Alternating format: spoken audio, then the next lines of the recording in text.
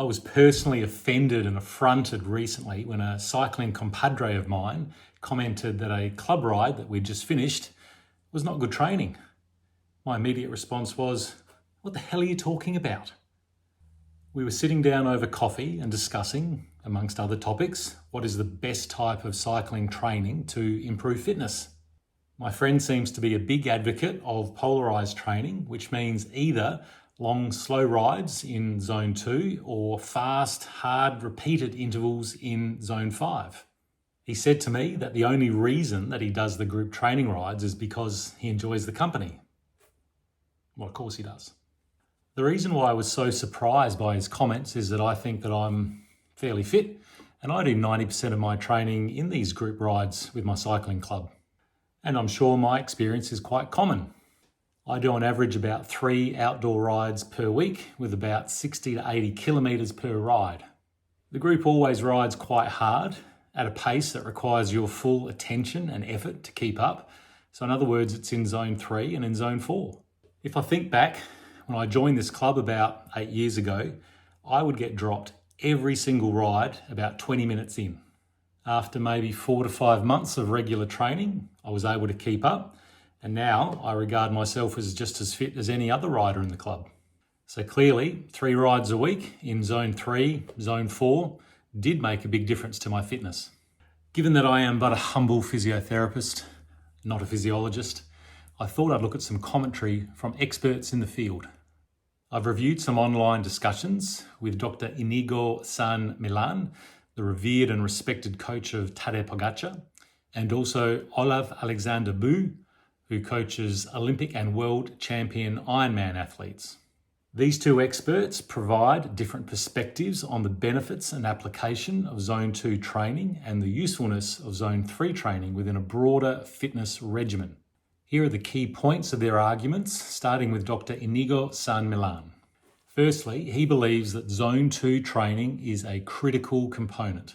San Millan emphasises the physiological benefits of Zone 2 training, particularly in maximising fat oxidation and improving mitochondrial function. He advocates for spending significant training time in Zone 2 to stimulate the oxidative system. This develops the slow twitch muscle fibres and improves lactate clearance capacity, which is very beneficial for endurance performance. Lactate, produced in fast twitch muscle fibres working at high intensity, is transferred to slow twitch muscle fibres and becomes a source of energy for the mitochondria. In other words, the slow twitch muscle fibres clean up after the fast twitch fibres. San Millan says that 3 days of Zone 2 training per week is required to produce these specific adaptations. He specifically said you either train oxidative mechanisms, Zone 2, or glycolytic mechanisms, high intensity, as in a race, not much happens at Zone 3. Now, secondly, looking at measurement and precision. San Millan stresses the importance of using physiological testing, particularly lactate testing, to work out an individual's training zones. He argues that heart rate and power data alone are not enough to provide an athlete's complete metabolic picture. This ensures that when you plan to train in a specific zone, you're actually in that zone. Thirdly, training intensity and adaptation. San Millan suggests pushing Zone 2 training efforts to that upper limit to maximise mitochondrial stimulus. However, he recommends when doing Zone 2 efforts to stay in Zone 2 so as not to disrupt mitochondrial development due to lactate interference. However, he said some high-intensity work can be done at the end of Zone 2 efforts to preferentially develop alternate energy systems. This is particularly useful for the time-crunched athlete, which is us. What do we learn from Olav Aleksander Bu, coach of world and Olympic Ironman champions? Firstly, Zone 2 training is just part of a balanced regimen. Bu emphasises that while Zone 2 training is of course beneficial, it should not be the primary focus. He argues that a balanced training program, including low, medium and high intensity training, is essential for overall performance improvement. He says that both medium and high intensity work is required for improvement once an athlete has established a training volume base. This will avoid performance stagnation and continue progress with all elements of cycling activity. He used the analogy of raising each roof so you are not butting up against the next limiting factor. So in practical terms, your 4-hour power can never be better than your 1-hour power. Your 1-hour power can never be better than your 20-minute power. Your 20-minute power can never be better than your 5-minute power, and so on. You can get within a certain percentage, but no closer. He says that your capacity at high intensities will limit your capacity at lower intensities, so all intensities need training.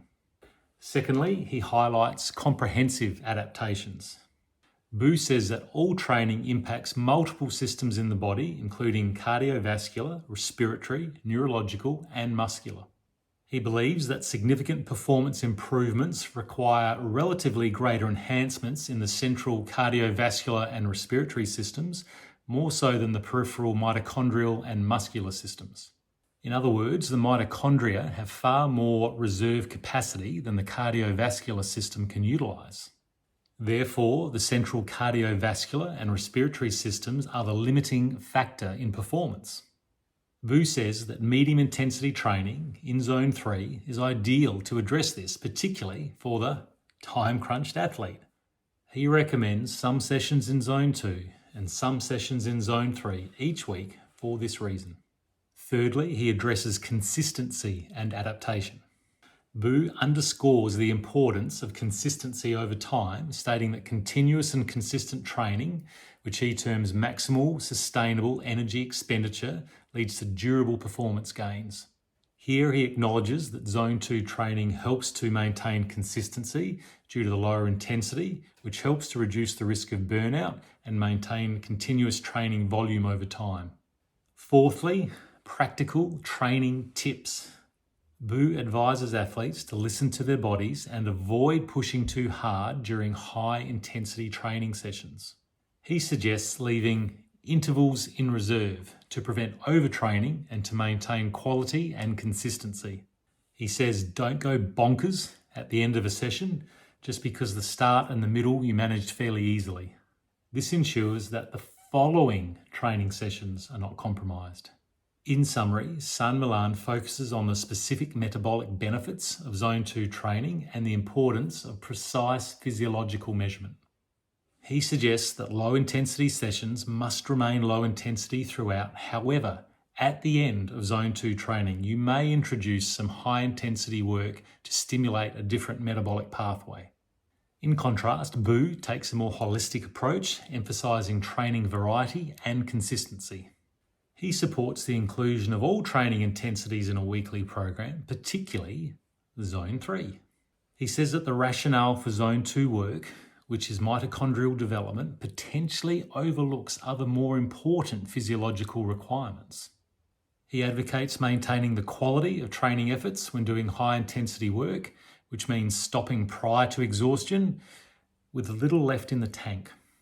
So my take on all of this is that any training will produce specific adaptations.